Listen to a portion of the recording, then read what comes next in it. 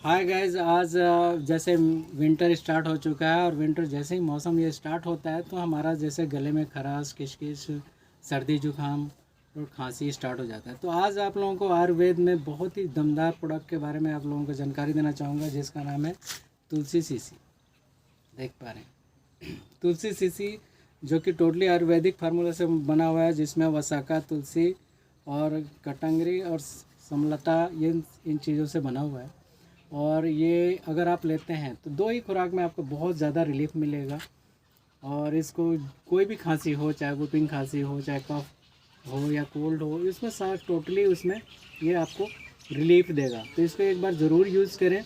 और ये YTM company का है। और इसको ज़्यादा जानकारी के लिए आप मेरे मोबाइल नंबर पे भी आप कांटेक्ट कर सकते हैं, जो मेरा नंबर है 9534556633। तो गाइज़, इसको ज़रूर यूज़ करें, क्योंकि सर्दियाँ स्टार्ट हो चुकी हैं और काफ़ी प्रॉब्लम आ रही होगी। तो एक बार यूज़ करके देखें। मैंने इसको बहुत ही बेहतरीन यूज़ किया, मुझे बहुत इफेक्टिव लगा है, इसलिए आप, क्योंकि ये आयुर्वेदिक है और हर कोई इसको ले सकता है। तो थैंक यू।